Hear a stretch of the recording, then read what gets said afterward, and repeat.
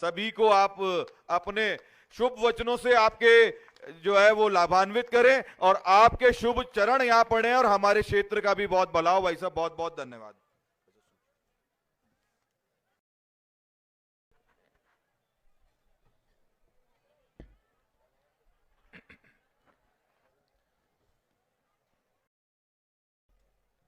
बोलिए भारत माता की, भारत माता की, भारत माता की। बोलिए भर्तृ बाबा की। अरे भाई भर्तृ बाबा का नारा तो बोलिए भर्तृ बाबा की। आज के अलवर के बड़ौदा में केस ERCP धन्यवाद कार्यक्रम में हमारी पार्टी के वरिष्ठ नेता केंद्रीय जल शक्ति मंत्री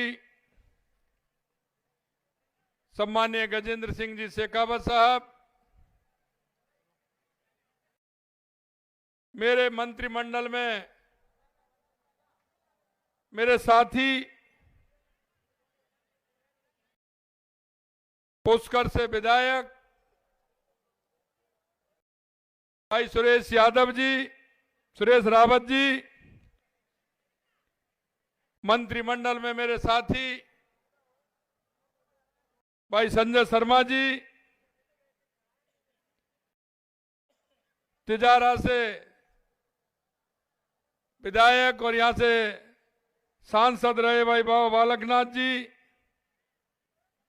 आपके ही अपने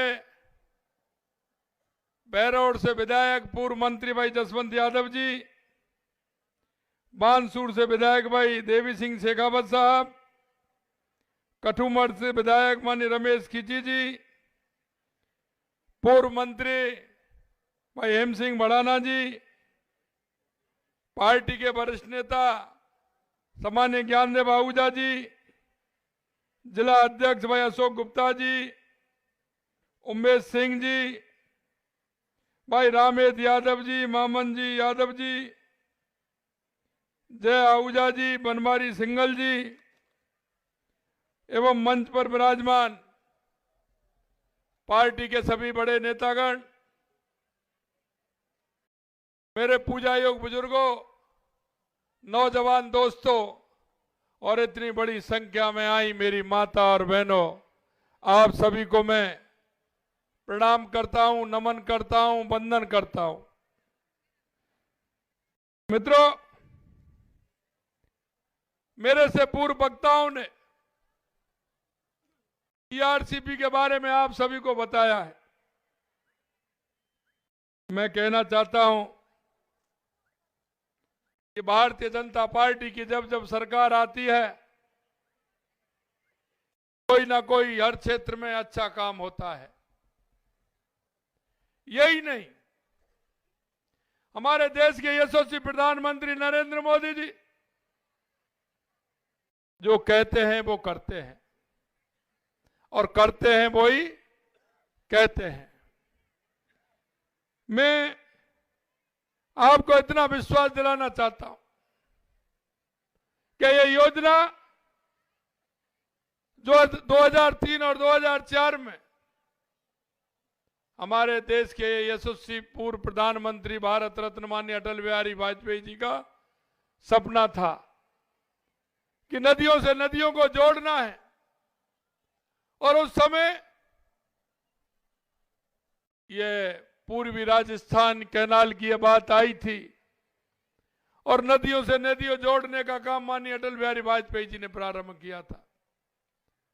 लेकिन उसके तुरंत बाद कांग्रेस की सरकार आ गई और कांग्रेस की सरकार आने के बाद ये नदियों से नदियों जोड़ने का काम पूरी तरह से बंद कर दिया गया था। मैं आपको ये बात इसलिए ध्यान दिलाना चाहता हूं कि जनता के हितों को देखने वाले, जनता के हितों को सोचने वाले वो कार्यकर्ता और वो नेता होते हैं जो जमीन से जुड़े होते हैं, जिनके पैर जमीन पर होते हैं।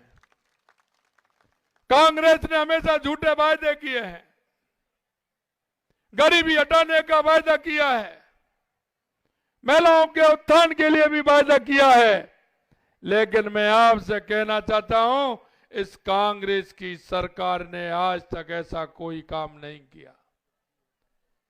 लगातार 4 पीढ़ी नानी जी ने भी वही वायदा किया था कि हम गरीबी हटाएंगे, पिताजी ने भी वही वायदा किया कि हम गरीबी हटाएंगे, बीच में और आ गए, उन्होंने भी कहा गरीबी हटाएंगे, सोनिया जी ने भी कहा कि हम गरीबी हटाएंगे, और राहुल जी भी यात्रा निकाल रहे हैं। अरे भाई ये बता दो भारत कहां से टूट रहा है, तुम भारत जोड़ रहे हो?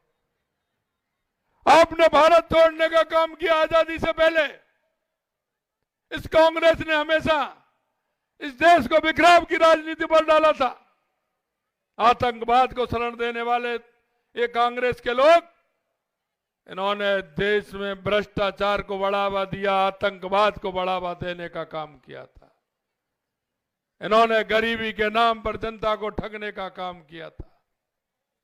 मित्रों, हम आपसे कहना चाहते हैं, बताना चाहते हैं, हम जब भी राजनीतिक दल होने के नाते जनता के बीच में जब हमने वोट मांगा, हमने हमारी बातें रखी थी जनता के सामने, और हमने आपसे वायदे किए थे कि हम ये वायदे पूरे करेंगे। कुछ वायदे ऐसे थे जिनको हमने तुरंत पूरा किया, कुछ वायदे ऐसे थे हमने कहा कि हमारी पूर्ण बहुमत की सरकार आएगी तो इन वायदों को हम पूरा करेंगे। मित्रों, हम एक एक वायदे को हम पूरा आपके सामने कर रहे हैं।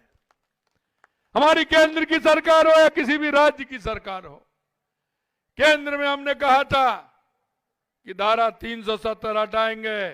हमारे हर घोषणा पत्र में है कि हम धारा 370 हटाएंगे। पूर्ण बहुमत में जिस दिन आ जाएंगे धारा 370 को समाप्त कर देंगे। हम पूर्ण बहुमत में आए, हमारी केंद्र की सरकार ने धारा 370 को खत्म किया। हमने कहा पूर्ण बहुमत में आएंगे। 500 साल से राम मंदिर, हमारे रामलला टेंट में विराज रहे थे। हमने कहा पूर्ण बहुमत के साथ आएंगे, रामलला हम आएंगे, मंदिर वहीं बनाएंगे। हमने ये कहा था। तो लोग कहते थे कि ये तो इनका जुमला है। हमने कहा जुमला नहीं है, आपको भी आमंत्रित करेंगे, तारीख भी बताएंगे। मित्रों, देश के यशस्वी प्रधानमंत्री नरेंद्र मोदी जी ने इनको तारीख भी बताई, इनको निमंत्रण भी दिया और कहा कि आइए 22 जनवरी को। और देश में जिस तरह का माहौल और अयोध्या के अंदर रामलला की प्राण प्रतिष्ठा जिस तरह से हुई, आप सभी ने देखा है। ये सारी बात मैं आपको इसलिए कहना चाह रहा हूं कि जनता का जो मोदी जी के प्रति भरोसा है, भारतीय जनता पार्टी के प्रति भरोसा है, वो हम पूरा करके रहेंगे। हमारे माननीय केंद्रीय मंत्री जी कह रहे थे, चुनाव से पहले 5 दिन का इनका दौरा था, ये राजस्थान के अंदर गए और इन्होंने कहा था कि हमारी सरकार आएगी। हम ये कांग्रेस जो जुमलेबाजी करती है, झूठ और लूट की बात करती है, हम भारतीय जनता पार्टी के कार्यकर्ता हैं, हमारे केंद्रीय मंत्री हैं। लेकिन मैं आपसे कहना चाहता हूं, आपके बीच में हमारा भारतीय जनता पार्टी का कोई कार्यकर्ता भी रहता है, अगर वो ये कहता कि मैं आपके बीच में ये काम कराऊंगा, तो भारतीय जनता पार्टी उसको भी पूरा कराती है। यह मैं आपको विश्वास दिलाता हूं। मित्रों, हम इस ईआरसीपी की योजना को जो कांग्रेस ने लटकाने का, भटकाने का काम किया था, मैं आपको बताना चाहता हूं, 2020-21 के बजट में इन्होंने घोषणा की थी, 21 और 22 के बजट में इन्होंने घोषणा की थी, 22 और 23 के बजट में इन्होंने घोषणा की थी। वर्ष 2021-22 में बजट पैरा 184 में इन्होंने घोषणा की थी कि ईआरसीपी को हम लागू करेंगे, ईआरसीपी को हम लेकर के आएंगे। इन्होंने वर्ष 2023 में पैरा 140 में कहा कि हम ईआरसीपी की योजना को पूरी करेंगे। इन्होंने यही नहीं 2023-24 में पैरा 107 में कहा कि हम ईआरसीपी की योजना को लाएंगे और उसको मूर्त रूप देंगे। मैं आपसे कहना चाहता हूं, राजस्थान में कांग्रेस की सरकार थी, मध्य प्रदेश के अंदर कांग्रेस की सरकार थी, यहां अशोक गहलोत मुख्यमंत्री थे, वहां कमलनाथ मंत्री थे। मैं कमलनाथ की भी चिट्ठी बताऊंगा आपको। कमलनाथ ने उल्टी चिट्ठी लिखी थी कि हम ईआरसी के पक्ष में नहीं है और ईआरसी को हम नहीं चाहते हैं। ये तो कांग्रेस के सरकार ने, यहां कांग्रेस की और वहां कांग्रेस की सरकार ने काम किया।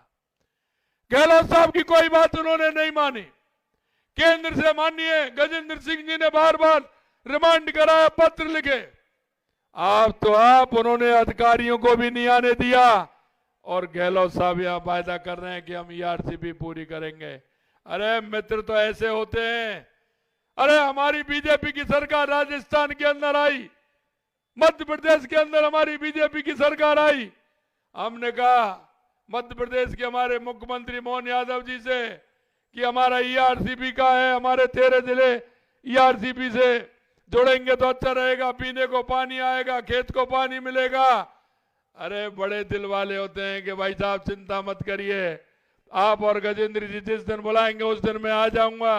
हमने उनको फोन किया, उन्होंने कहा भाई जी मैं आ रहा हूं, दिल्ली जब चलेंगे पहले मैं आपको राजस्थान जयपुर लेने आ रहा हूं, दोनों भाई साथ साथ चलेंगे दिल्ली में, इसका हम यही मुंह करेंगे।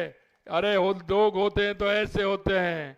हमारी पार्टी थी, हमारे मोहन भाई आए, जयपुर से साथ लेकर के गए और दिल्ली में जाकर के उन्होंने इस ईआरसीपी की योजना को पूरी तरह से मूर्त देने का काम किया। मित्रों मैं कहना चाहता हूं आपसे, हमारी भारतीय जनता पार्टी का जो घोषणा पत्र है, जो हमने संकल्प पत्र लिया है, संकल्प पत्र में हमने आपके बीच में जो वायदे किए हैं, हम एक एक वायदे को आपके बीच में पूरा करेंगे। माननीय गजेंद्र जी बता रहे थे हमारे इतने बांध हैं। मैं आपसे कहना चाहता हूं, कांग्रेस के लोग कह रहे थे विधानसभा में, कहा मेरा ये बांध नहीं है। अरे मैंने कहा भाई आपको प्रैक्टिकल जानकारी नहीं है, आपने काम नहीं किया है, आपने काम नहीं किया है। इस गांव से उस गांव के बीच में पानी इस बंद में डलेगा, दूसरे बांध में जाएगा, तो बीच का बांध कैसे रह जाएगा? आपको पता नहीं है। जब पानी जाता है तो कोई ऊपर नीचे जाता है क्या, हवा में चलता है क्या? पानी तो जमीन पर चलता है। पानी जमीन में चलता है तो जब नीचा स्थान मिलता है, जो बांध होगा उसमें तो पानी जाएगा। लेकिन कौन समझाए इनको, क्योंकि इनको यही नहीं पता है कि पानी जाएगा तो कैसे जाएगा।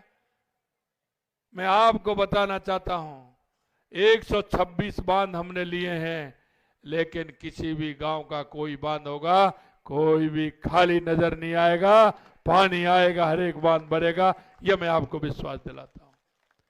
मित्रों कभी ये राजस्थान, पूर्वी राजस्थान, नलवर हो, भरतपुर हो, करौली, सवाई माधोपुर, धौलपुर, कभी हो, ये पानी के लिए परेशान रहता था, पानी से परेशान रहता था। 3-3, 4-4 नदियां इस क्षेत्र में आती थी, इस क्षेत्र में बहती थी। लेकिन आज ये पूर्वी राजस्थान पानी के लिए परेशान है। हम आपको विश्वास दिलाते हैं, क्योंकि मोदी जी जो कहते हैं वो करते हैं।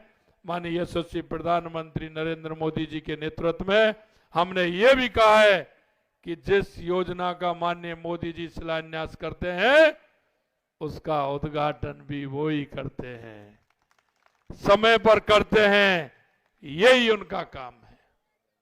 आपने देखा होगा, आपका हाईवे जा रहा है पड़ोस में से, आपके बड़ौदा में होकर के हाईवे जा रहा है, कितना अच्छा हाईवे है।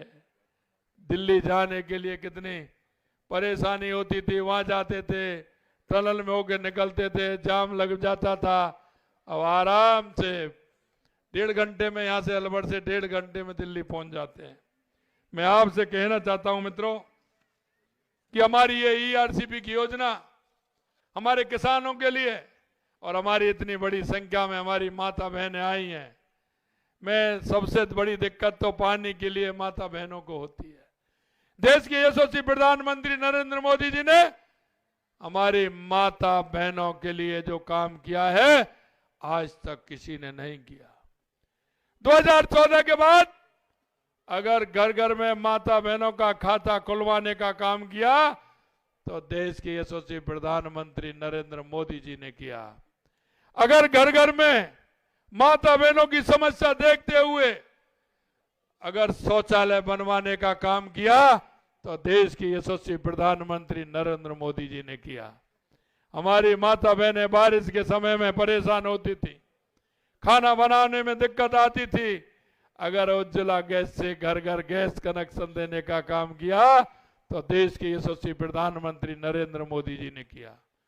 अगर आवास किसी के पास छत नहीं है, घर नहीं है, तो वो भी माता बहनों के नाम घर देने का काम किया तो देश के यशस्वी प्रधानमंत्री नरेंद्र मोदी जी ने किया। हम आपको विश्वास दिलाते हैं मित्रों कि हमारी ये ईआरसीपी की योजना जल्दी मूर्त रूप लेगी और आपके गांव में, आपके खेत में, आपके घर में निश्चित रूप से पानी पहुंचेगा। मैं अंत में इतना कहना चाहता हूं कि जिस तरह से अलवर के बांध, जयसमंद बांध, घाट पिकअप पियर बांध, धमरेण बांध, ये तो होंगे ही, लेकिन 5000 हेक्टेयर भूमि में सिंचाई होगी। लगभग 20,000 किसानों को इसका लाभ मिलेगा। यह मैं आपसे कहना चाहता हूं। पिछली हमारी सरकार थी, मुख्यमंत्री जल स्वावलंबन के काम हमने प्रारंभ किए थे, लेकिन इस सरकार ने आते ही उन कामों को बंद कर दिया, क्योंकि उससे वाटर लेवल ऊपर आता था, उसके पार पर पेड़ लगते थे तो उससे हमारा पर्यावरण ठीक होता था। इन्होंने उस काम को भी नहीं किया, उस हमारी योजना को भी ठप कर दिया। मैं आपके माध्यम से कहना चाहता हूं, हमारी ये जल स्वावलंबन की योजना पूरे राजस्थान के अंदर फिर से चलने वाली है और इसके लिए भी हमने पैसा मंजूर किया है और इस योजना के लिए 11,200 करोड़ रुपए राजस्थान सरकार ने इसके लिए उपलब्ध कराया है कि हमारी जल स्वावलंबन की योजना भी निश्चित रूप से हमारी चल सके। यही नहीं मित्रों, हमारी एक बहुत बड़ी योजना थी जो हमारे सीकर, झुंझुनू और चूरू की योजना, जो ताजे वाले से हमारा पानी आता है, वो भी एक इतनी बड़ी योजना थी। 35 साल की लटकी हुई योजना थी। कभी हरियाणा इस बात के लिए राजी नहीं होता कि वहां से वो पानी दे, लेकिन मैं आपको कहना चाहता हूं, हमने कहा कि ताजे वाले से भी पानी लेकर के आएंगे और उसका भी ओएमओ हुआ। ओएमओ उसमें भी यही हुआ कि जल्द से जल्द पाइपलाइन से उनको भी हम पानी देने वाले हैं। हम राजस्थान के अंदर जो आपसे हमने वायदा किया है उस वायदा को भी हम पूरा करने वाले हैं। लेकिन मैं कांग्रेस के लोगों को कहना चाहता हूं, उनको अपनी चिंता नहीं है। वो कहते हैं कि मुख्यमंत्री जी पर्ची के मुख्यमंत्री जी हैं। मैं उनको याद दिलाना चाहता हूं, कांग्रेस के अध्यक्ष को और प्रभारी जी को मैं उनसे यह भी कहना चाहता हूं, धीरे धीरे आपकी जमीन खिसक रही है। आपके 2 से लोग मीटिंग में बुलाते हो, 30 लोग पहुंचते हैं। अध्यक्ष जी, जरा आपकी जो धीरे धीरे जमीन खिसक रही है इसका भी ध्यान रखें। आप जब 200 लोगों को बुलाते हो, 30 लोग आपकी मीटिंग में आते हैं। ये कैसी स्थिति हो रही है, फिर भी आप नहीं समझ पा रहे हो। ये जनता है, ये सब जानती है। आपको जवाब भी दिया है, आगे वाले चुनाव में ये जनता जवाब देने के लिए तैयार है। मैं इतना आपसे कहना चाहता हूं मित्रों, मैं अंत में यही कहूंगा।